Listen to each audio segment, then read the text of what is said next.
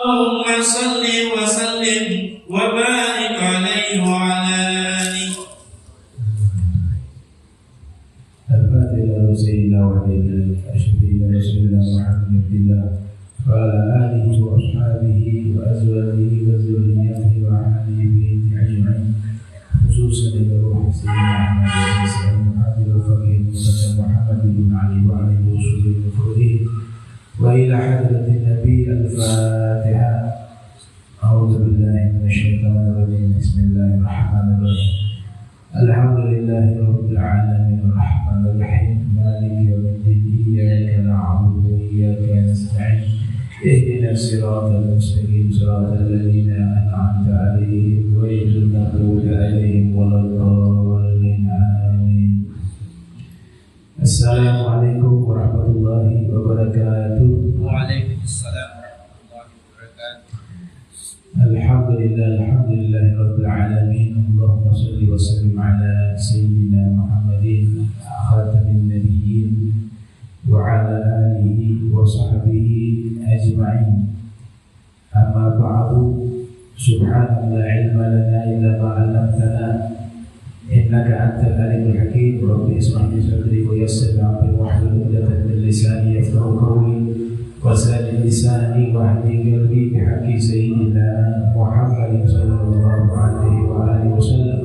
Ya man huwa fi uluwi kain, ya man huwa fi fi'li hamid, ya man huwa fi majdi matin. Allahumma akrimna bi nuril fahmi wa akrimna bi dhulumatil wahmi wa zulma fahman nabiyyin wa hafidhal mursalin wa ilhama malaikatil muqarrabin. Rabbana zidna ilman wa fahma wa abla ya karamaka bihaqqi sayyidina Muhammadin khatamil anbiya'i wal mursalin ya rahmanir rahim. Wa sallallahu ala sayyidina Muhammadin wa ala alihi wa sahbihi wa baraka wa sallam. Walhamdulillahi rabbil alamin. Qala al-musannif rahimahullah wa radiyallahu ta'ala anhu wa radallahu ma'ana bihi wa bi'ulumihi wa amadana bi asrarihi wa a'adana min barakatihi fi darain. Radiyallahu anhu faslun ila anqal muba'adatu Quraisy lahu ba'da dhalika. Alhamdulillah, bersyukur kehadirat Allah, salawat salam senantiasa tercurahkan kepada junjungan mulia Nabi tercinta Nabi Muhammad sallallahu alaihi wasallam beserta seluruh keluarga beliau, sahabat beliau dan umat beliau yang senantiasa menegakkan ajaran beliau hingga akhir masa nanti. Kita sampai ke pembahasan muba'adatu Quraisy lahu ba'da dzalika. Pertemuan lalu telah disampaikan bahwa kaum Quraisy, sebagian dari mereka yang menolak dakwah Rasul sallallahu alaihi wasallam bukan karena mereka tidak percaya. Semua percaya. Bahkan mereka tahu Nabi ini seorang Nabi, ya. Tapi karena sebab cinta dunia, cinta jabatan, faktor lainnya adalah kesombongan. Orang yang sombong tidak bisa mendapatkan kebaikan. Nah, dikatakan al-kibru batrul haq. Kesombongan itu menolak kebenaran. Jadi mereka sendiri yang mengatakan dan memberikan gelar kepada Nabi Al-Amin. Itu gelar dari orang-orang musyrikin. Itu gelar diberikan kepada Nabi dari orang-orang yang belum beriman kepada Nabi. As-Shadiqul Masduq. Gelar lainnya orang yang jujur, orang yang amanah, Al-Amin. Jadi faktor rata-rata dari mereka yang tidak menerima dakwah Nabi itu karena cinta jabatan, takut jabatannya hilang, dan itu pengakuan orang Jahal mengatakan saya percaya beliau itu seorang nabi, karena tidak pernah ada riwayat beliau berdusta. Akan tetapi semua jabatan sudah dimiliki oleh Bani Hashim. Nah, sekarang kalau kita mengakui Muhammad sebagai nabi, maka kita tidak mendapatkan jabatan apa-apa. Artinya apa? Abu Jahal percaya. Akan tetapi kecintaan terhadap jabatan, kecintaan terhadap dunia menghalangi dia menerima dakwah tersebut. Yang lainnya karena faktor sombong, kibir. Itu juga menghalangi daripada dakwahnya Nabi. Hidayah tidak akan masuk, kebaikan tidak akan masuk ke dalam hati orang yang sombong. Ada dalam ayat Al-Quran, Allah nyatakan kami palingkan ayat-ayat kami dari orang-orang yang sombong. Orang sombong gak bisa dengar nasihat. Makanya Nabi katakan al-kibru batul haq. Kesombongan itu adalah menolak kebenaran.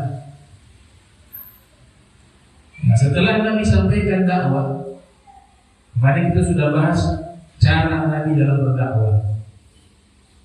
Ulama terdahulu menulis beberapa kitab bertemakan fiqh dakwah.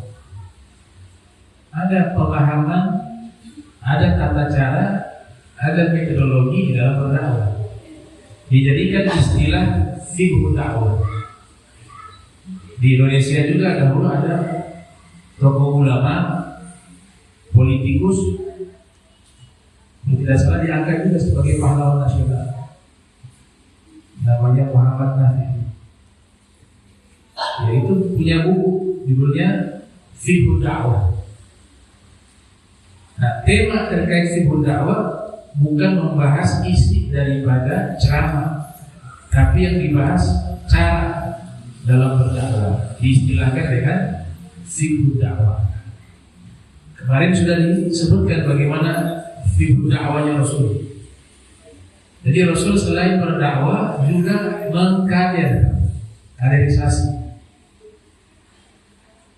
kaderisasi para dai di rumah sahabat namanya Arqam, istilahkan Darul Arqam.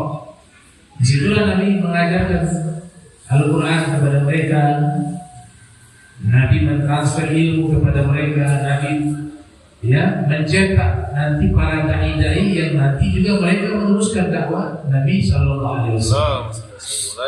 Di antaranya ada yang pertama Sayyidina Mus'ab bin Umair. Dia sebagai dai pertama yang secara formal diutus oleh Nabi berdakwah di kota Madinah. Sayyidina Mus'ab bin Umair. Beliau wafat pada tahun 3 Hijriah, Ghazwat Uhud, di perang Uhud. Jadi beliau punya andil luar biasa. Sebelum Nabi hijrah, beliau sudah berdakwah di kota Madinah, mengislamkan orang Madinah. Makanya ketika Nabi hijrah, yang sudah menerima agama Islam sudah cukup banyak dulu. Beliau wafat di perang Uhud. Beliau ini orang kaya, tinggal di Makkah di keluarga yang kaya raya, tapi rela meninggalkan kekayaan karena keluarganya tidak memeluk agama Islam. Beliau sendiri di antara ayah dan ibunya itu tidak memeluk agama Islam. Akhirnya mereka menarik semua fasilitas hartanya, ditarik. Beliau memilih miskin asalkan mempertahankan keimanan bersama Nabi SAW. Orangnya gagah, tampan, sehingga ketika beliau terbunuh di perang Uhud, musuh mengira itu Nabi Muhammad. Karena Rasulullah SAW secara fisik adalah manusia yang sangat gagah, sangat tampan. Nah, Sayyidina Mus'ab bin Umair juga secara fisik tampan. Makanya ketika Sayyidina Mus'ab bin Umair terbunuh, mereka Mereka mengatakan Muhammad sudah mati. Orang musyrik. Nah, di situ mentalitas dari para sahabat di perang. Karena pikiran mereka Rasulullah telah wafat. Ternyata yang wafat bukan Nabi Sallallahu Alaihi Wasallam, tapi sahabat yang bernama Sayyidina Mus'ab bin Umair. Dia tinggalkan semua, bahkan keluarganya ditinggalkan. La ta'ata li makhluqin fi ma'siyatil khaliq. Dipaksa oleh keluarganya, oleh orang tuanya untuk murtad, dia tidak mau. Dia disiksa, kekayaannya diambil, namanya yang terkenal, reputasinya itu sirna saat itu. Diutus oleh Nabi menjadi dai, berdakwah di kota Madinah sebelum hijrahnya Nabi Sallallahu Alaihi Wasallam. Sampai ketika Nabi sudah hijrah ke Madinah, Nabi bertemu dengan Sayyidina Mus'ab bin Umair. Nabi kenal pemuda soleh yang dahulu di kota Makkah pakaiannya dia kenakan pakaian mewah, parfum yang digunakan parfum yang mahal. Tapi keadaannya di kota Madinah secara standar duniawi, bajunya compang-camping, tidak lurus, tapi dia bahagia karena ada keimanan dari Nabi. Waktu Nabi memandang Mus'ab bin Umair, Nabi mengatakan, "Man arada an yanzura ila rajulin nawwarallahu qalbahu falyanzur ila Mus'ab bin Umair." Siapa yang ingin melihat seorang laki-laki yang sudah Allah berikan cahaya dalam hatinya, maka lihatlah kepada Sayyidina Mus'ab bin Umair radhiyallahu anhu. Ini dai, dan dakwanya berhasil. Dakwanya berhasil. Ya. Dakwah yang pertama beliau kenalkan tentang Islam, tentang akidah. Ya, karena di masa beliau hukum-hukum terkait ibadah belum ada, hanya ada sholat, zakat belum ada, puasa belum ada. Setelah hijrahnya Nabi, baru tahun 2 Hijriah sudah mulai banyak tasyri', adanya syariat terkait masalah hukum yang berkaitan dengan ibadah, muamalah, munakaha, muaqabah. Jadi al-Islam mabniun ala usus al-ma'arif wal ulum. Al-Habib Zaid bin Smith mengatakan agama Islam ini, al-Islam mabniun ala ususi al-ma'arif wal ulum. Agama Islam berdiri di atas fondasi-fondasi ilmu dan pengetahuan. Setelah akidah disampaikan, baru masalah hukum. Ya, jangan hukum disampaikan terlebih dahulu, akidah dulu. Orang ibadah, mau sholat, puasa, zakat, tapi akidahnya ini belum beriman, nggak bisa. Ibadah itu tidak sah. Akidahnya menyimpang, ibadahnya menjadi rusak. Kam min shaim, berapa banyak orang yang berpuasa itu dia hanya dapat ju' wal 'atash. Kam min shaim laisa lahu min siyamihi illa al-ju' wal 'atash. Ada yang mengatakan karena sebab puasa sambil maksiat. Ada juga dalam perspektif mutakallimin, ya akidahnya rusak, makanya ibadahnya menjadi rusak, puasanya menjadi rusak. Nah, ini di temanya ini muba'adatu Quraisy lahu ba'da dzalik.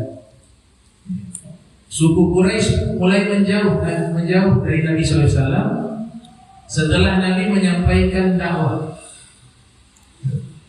Ada orang yang kalau nanti kita sampaikan kebaikan, dia mulai menjauh. Tapi kalau kejahatan, dekat. Dalam perkumpulan kalau sama-sama melakukan perbuatan yang sia-sia, perbuatan yang tidak ada manfaatnya. Nauzubillah, perbuatan dosa yang dilakukan ini dianggap teman baik. Tapi ketika ada yang nanti memberikan nasihat, dianggap musuh. Padahal hukumnya terbalik. Orang yang membiarkan temannya dalam kemaksiatan, justru itu musuh. Kalau ada teman yang selalu memberikan nasihat, mengajak kepada kebaikan, itulah teman sejati. Itu kata Imam Ali bin Abi Thalib, as-sadiq, ya, teman yang sesungguhnya itu yang sahih. Dia selalu memberikan bimbingan, memberikan nasihat. Wa yahfaz uyubah, dan selalu menjaga aibmu. Selalu memberikan nasihat dalam kebaikan dan selalu menjaga aibmu, rahasiamu, aibmu. Itu dijaga. Aib yang berkaitan dengan kepribadian dia, ya, bukan berkaitan dengan sesuatu yang melanggar hukum. Kalau menyembunyikan perbuatan yang melanggar hukum, itu juga dinyatakan bersalah. Itu perbuatan dosa, jarima. Dalam bahasa fikih disebut jarima, perbuatan kriminal. Thumma inna Rasulullah sallallahu alaihi wa alihi wasallam dzakara alihatahum wa tawaqiyatahum fa'abaha. Ini keberanian Nabi dalam dakwah. Kemudian sesungguhnya Rasul sallallahu alaihi wasallam mulai menyebut-nyebut Tuhan-Tuhan mereka. Wa tawaqiyatahum, togut-togut mereka, maknanya berhala-berhala mereka. Fa'abaha, Nabi mencela itu. Ya, Nabi mencela itu berhala-berhala. Dan itu menunjukkan keberanian Nabi. Ada ulama yang mengatakan itu di awal dakwah. Nabi secara frontal menyatakan berhala itu bukan Tuhan. Dihina-hina itu berhala. Nanti setelahnya ayat turun, lakum dinukum waliyadin. Ya sudah, Nabi dakwah tanpa harus menghina Tuhan-Tuhan mereka. Ini manhaj yang sampai sekarang kita gunakan. Yaitu apa? Kita tidak perlu mencaci maki Tuhan-Tuhan mereka. Kita cukup menerangkan bahwa itu menyimpang. Ya. Kalau dalam madhab al-asfiyah, jangankan berhala, iblis pun mereka tak sulit mencaci maki, membiaskan lidah untuk mencaci, mencela itu untuk kalangan para asfiyah itu sesuatu yang membuang waktu dan tidak ada manfaatnya. Makanya Sayyidina Ali mengatakan, la tasubanna iblisa, jangan kalian mencaci maki iblis. Wa anta sadiquhu fi sirri, la tasubanna iblisa fil alaniyati wa anta sadiquhu fi sirri, kata Sayyidina Ali bin Abi Thalib karramallahu wajhahu. Jangan kalian mencela iblis di hadapan orang banyak. La tasubanna, ada nahi, ada nun taukid fakilah. Dalam ilmu nahwu itu penegasan. Jangan kalian mencela iblis fil alaniyati, di hadapan orang banyak. Iblis laknatullah, laknatullah. Wa anta sadiquhu fi sirri, tapi di saat sendiri kamu sahabat sama iblis. Diam-diam maksiat, ya. Diam-diam khianat, diam-diam ada kejahatan yang terselubung. Kata Imam Ali, kamu waktu tidak ada orang jadi sahabatnya, depan orang saja gaya-gayaan mencela-cela iblis. Itu makna dari kalimat wala tasubanna iblisa fil alaniyati wa anta sadiquhu fi sirri. Jangan kalian mencela iblis di hadapan orang banyak, tapi kalian menjadi sahabatnya di saat sendiri. Sir itu artinya tidak ada orang yang lihat.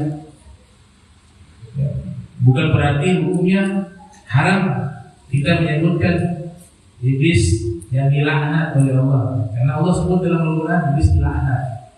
Tapi maksudnya Imam Ali jangan berpura-pura deh. Kamu celah-celah iblis padahal di saat yang sama kamu sendirian, kamu melanggar perintah Allah. Itu kan bujukannya iblis. Hukum Allah dilanggar, itu bujukannya iblis.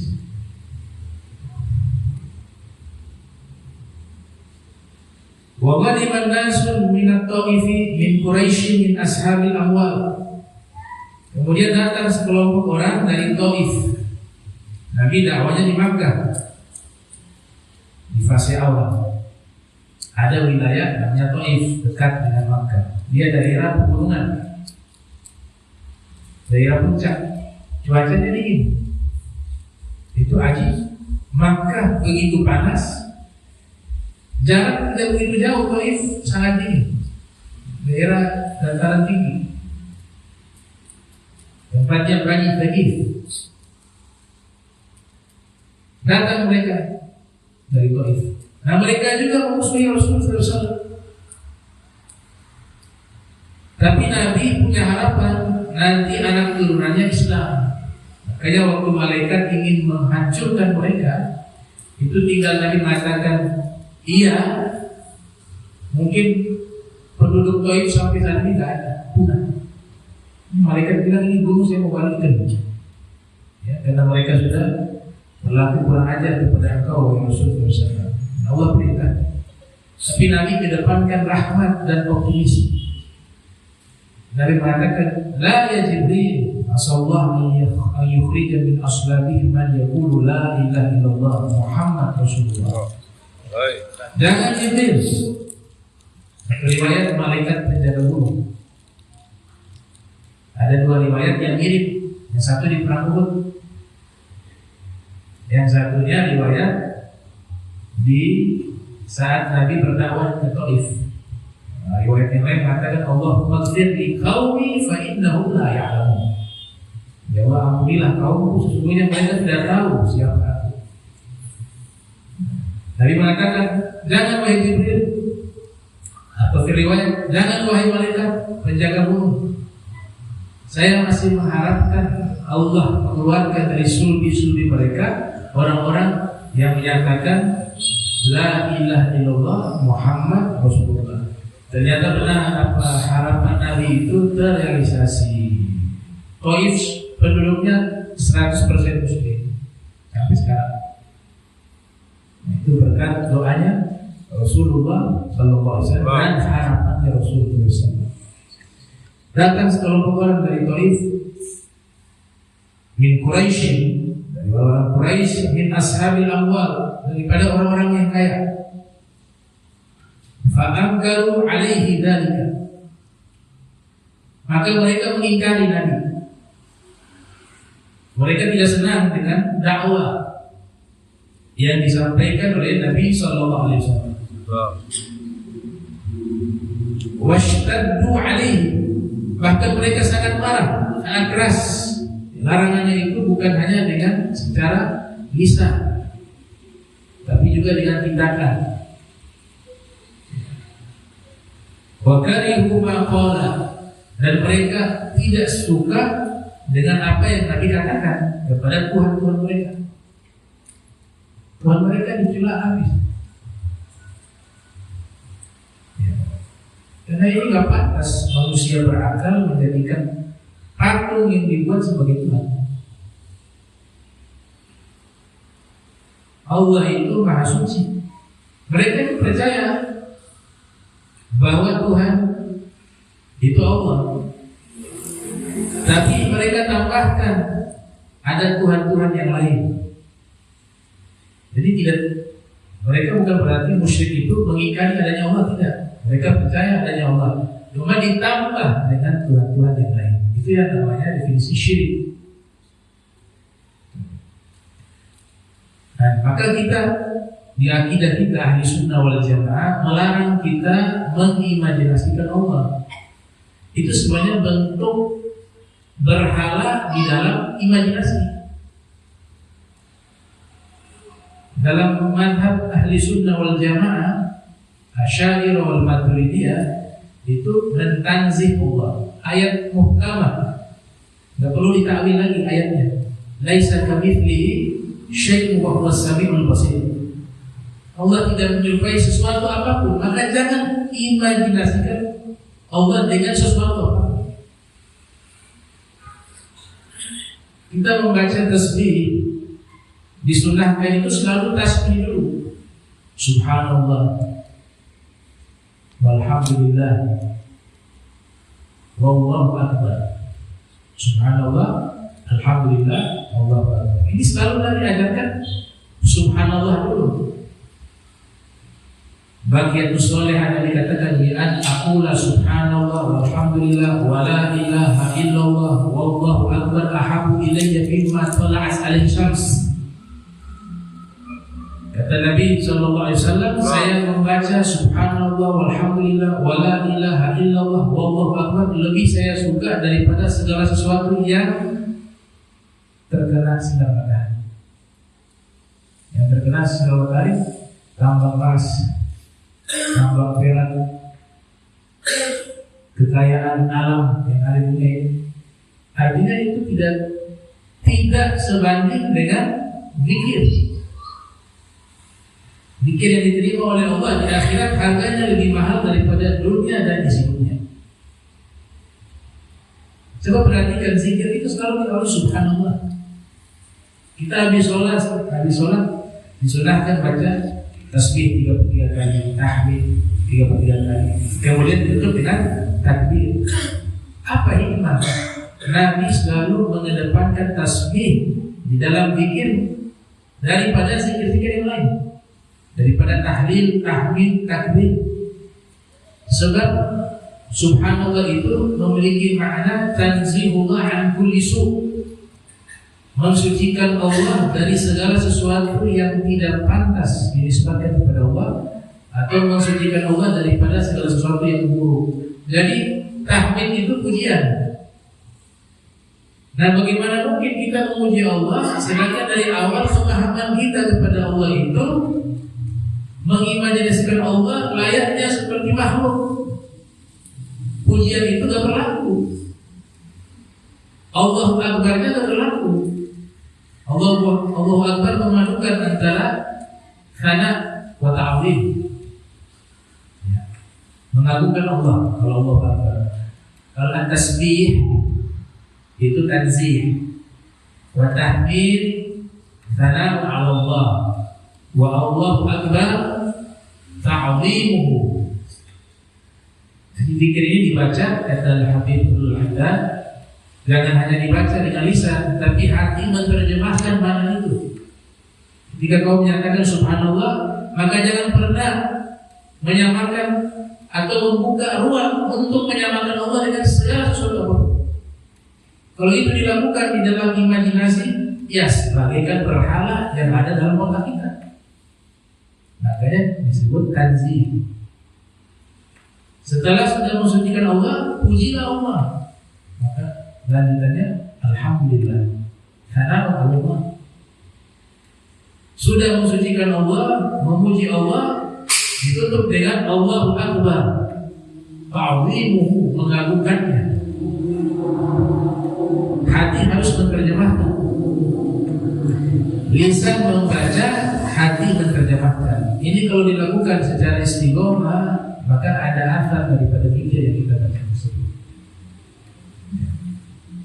Jangan hanya dengan lisan, tapi rasakan zikir itu dengan hati. Wa akrahu bihi man ata'ahu. Mereka merayu orang-orang yang ada di Makkah untuk taat kepada mereka. Itu orang-orang yang datang dari Taif tadi, agar jangan mengikuti Nabi Muhammad SAW. Fatawalla an-nasu anhu illa man asama Allah. Maka sebagian dari mereka meninggalkan Nabi SAW, dia biasa imannya masih belum kuat, iman belum kuat. Dia ikut-ikutan, sehingga nanti ada masalah sedikit, ada konten sedikit, dia tinggalkan. Itu belum kuat iman.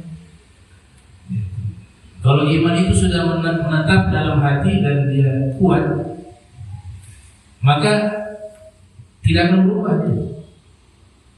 Mau keadaan apapun, dia tetap sabar, teguh. Tapi kalau masih naik turun, berubah, imannya belum stabil. Keimanan kita ini kan ada 4 macam, kata para ulama. Ada al-iman yazid wala yanqus, imannya naik terus tidak pernah turun. Imanul anbiya wal mursalin, imannya para nabi dan para rasul. Para nabi para rasul, coba perhatikan, ketika diberikan ujian, makin besar ujiannya bukan makin menurun keimanannya, tapi makin meninggi. Naik tidak pernah turun. Ada level iman yang berikut, yang kedua imanul malaikah, imannya malaikat. La yazid wa la yanqus, stabil, tidak naik tidak turun. Sebab naik dan turunnya iman itu terletak pada ketaatan dan kemaksiatan. Malaikat gak ada maksiat.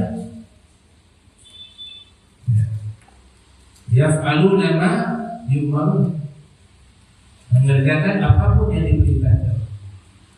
Yang ketiga al-iman yazid wa yanqus, iman naik turun, kadang naik kadang turun. Ya imannya orang-orang awam, minal muslimin, dari kaum muslimin, yazid wa yanqus.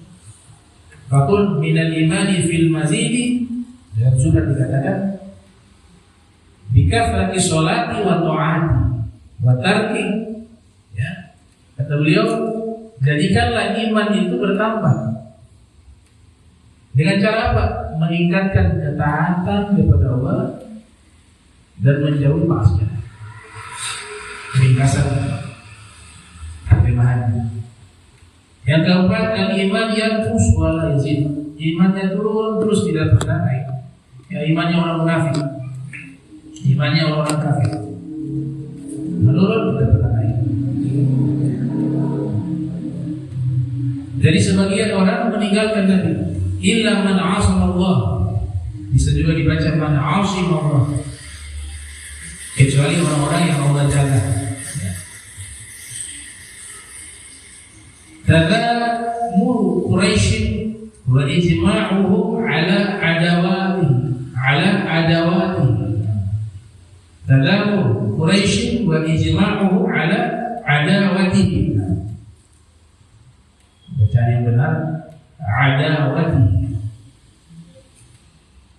Tadamur itu saling menegur, menyapa sesama orang suku Quraisy. Tadamur wa ijma'u ala adawatihi.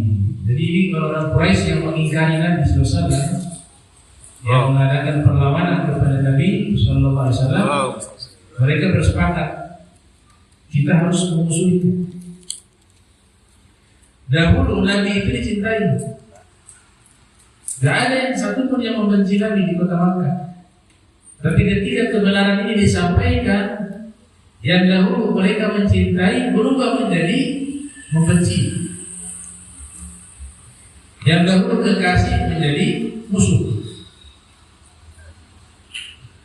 Fa'inda dzalika tadakhalat Quraisy wa tada'at bainaha.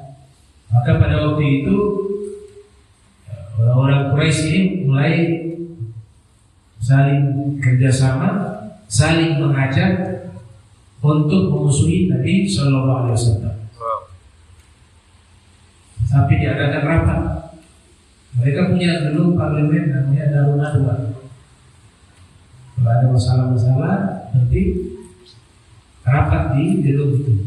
Nah, memusuhi Nabi Sallallahu Alaihi Wasallam itu masuk ke dalam rapat Darun Nadwa. Yang luar biasa, ada orang tak dikenal, dia ikut dalam rapat itu. Jadi orang Quraisy ini juga tidak kenal orang ini. Dia kasih ide mendingan dibunuh saja. Yang lain ini kan masih ada hubungan kekerabatan. Ya, biar bagaimanapun Nabi itu juga suku Quraisy. Ada famili-familinya, ada kerabat-kerabatnya yang memang walaupun tidak sependapat dengan Nabi, menjadi musuh Nabi, tapi ada rasa kasihan. Ini keluarga, mau keluarga jauh, ada hubungan keluarga. Jadi gak ada yang kasih saran sampai membunuh. Ini orang gak dikenal, tahu ikut rapat, ngasih saran, iktiraf, lebih baik dibunuh saja. Nah, disitulah beberapa terpengaruh. Ternyata itu adalah iblis. Iblis menyamar dari manusia. Itu disebutkan dalam kitab Rawdul Unuf. Al-Imam Abu Qasim As-Suhaili penulisnya.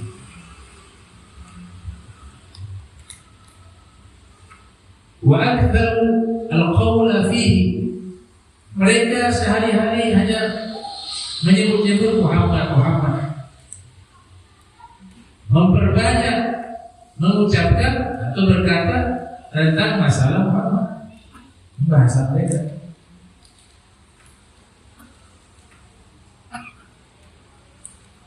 Ada sabil hikayat agama tersebut nama Muhammad, tapi kalau di luar itu kita sebut Rasul harus pakai gelar penghormatan. Ya.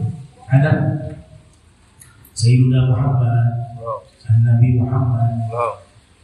Tapi dalam hikayat ulama membolehkan, ya, biar kita bisa merasakan peristiwa itu sebagaimana yang terjadi waktu itu.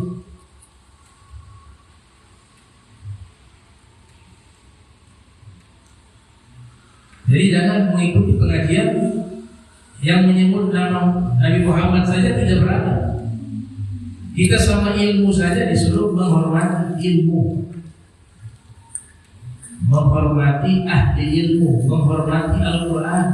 Nah ini Nabi Muhammad SAW yang maklum di atas itu semua. Bukankah Allah Ta'ala berfirman, wa may yu'azzim sya'airallah fa innaha min taqwal qulub.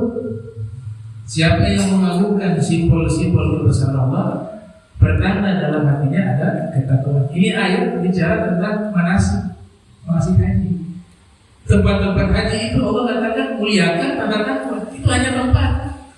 Wa kaif Rasulullah SAW yang mengajarkan, memperkenalkan semua ini kepada kita. Khudhu anni manasikakum. Ambillah dariku cara berhaji kalian. Sallallahu alaihi wasallam.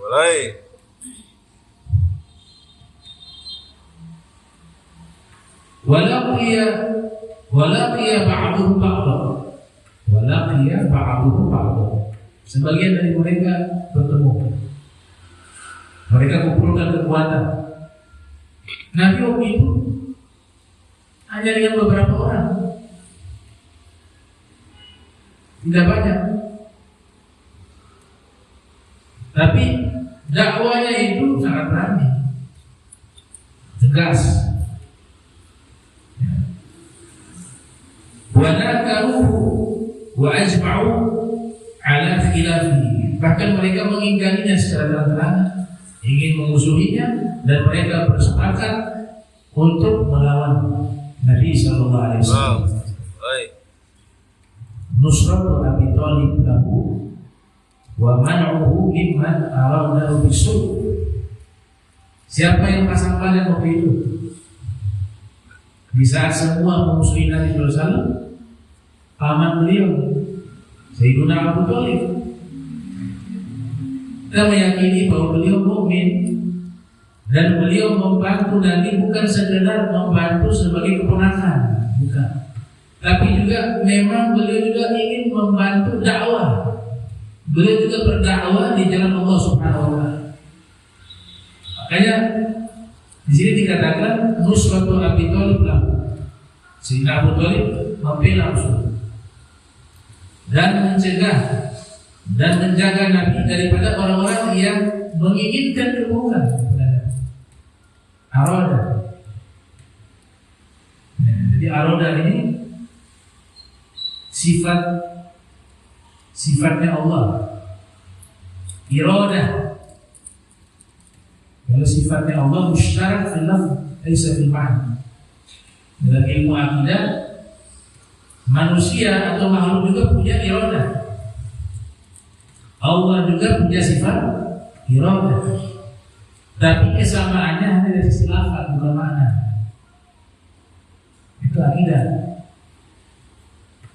Jangan dirubah. Beberapa orang merubah kata aroda atau iroda jadi nawa. Allah berniat, nggak ada lafaz yang Allah perkenalkan kepada dirinya dengan kata berniat. Nggak boleh kita nambah itu. Kalimat Allah berniat nggak boleh. Karena sifat wa asma itu tawakuf, harus dari wahyu. Yang ada aroda, bukan nawa, ya. Nawa nggak boleh. Kalau nawa itu ke makhluk. Nawa ke Allah tidak ada. Kenapa? Karena Allah tidak pernah menyebut itu. Yang Allah tidak pernah sebut untuk dirinya, nggak boleh kita nambahkan. Jadi bolehnya aroda Allah. Innama yuridullah. Ada dalam Al-Quran. Sesungguhnya Allah menginginkan, tapi tidak ada dalam Al-Quran. Innama yadwi Allah. Kata yadwi tidak boleh dinisbat kepada Allah Subhanahu wa ta'ala. Fahadaba alaihi Abu Thalib. Maka paman beliau Sayyiduna Abu Thalib bersimpati kepada Nabi Muhammad SAW. Wa mana'ahu mimman aradahu bisu'in, dan siap menjaga Nabi daripada orang-orang yang menginginkan keburukan kepada Nabi Muhammad sallallahu alaihi wasallam. Walam yusallimu li ahadin. Beliau tidak serahkan Nabi kepada siapa. Siap pasang badan, juga berjuang di dalam dakwah. Jadi pemahamannya itu bukan karena ini ponakan, ada orang ganggu, saya siap pasang badan. Tapi Sayyidina Abu Thalib juga sudah beriman dengan agama ini dan juga ikut berjuang di dalam dakwah, sekaligus juga menjaga ponakannya sallallahu alaihi wasallam. Famasya asyrafu Quraisy wa sadatuha, maka tokoh-tokoh Quraisy dan pemimpin-pemimpinnya berjalan mereka, ba'duhum ila ba'd. Sebagian dari mereka itu menuju bertemu Sayyidina Abu Thalib. Thumma ja'u Abu Thalib fa khayyaruhu baina an yakuffahu an da'watihi. Di sebagian tokoh-tokoh Quraisy yang memusuhi Nabi SAW, mereka mendatangi Sayyidina Abu Thalib.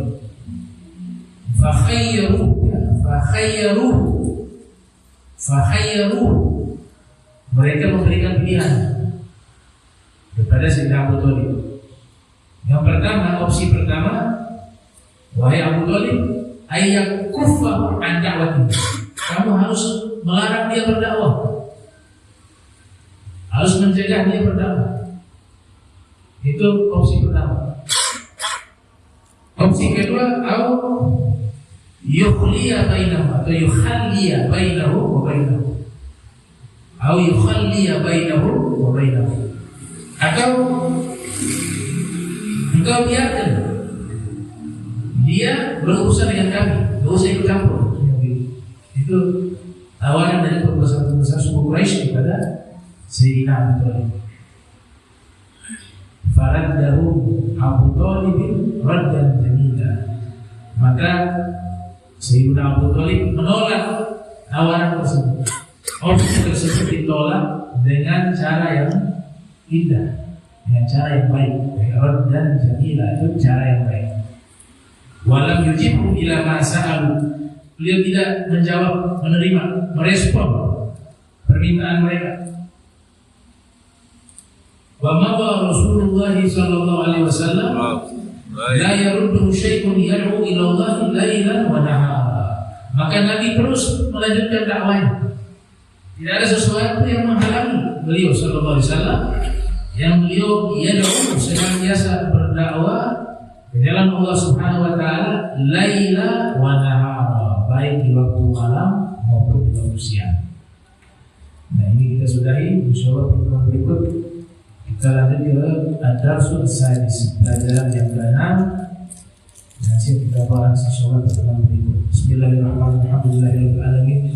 Allahumma shalli wa sallim ala sayyidina Muhammad wa ala alihi wa sahbihi wa tafarraqna min tafarruqan ma'suma wa la tadrina wa la nashika mahruma subhanaka wa bihamdika astaghfiruka wa atubu ilaik. Wa sallallahu alaihi Muhammad wa ala alihi wa sahbihi wa sallam. Assalamualaikum warahmatullahi wabarakatuh.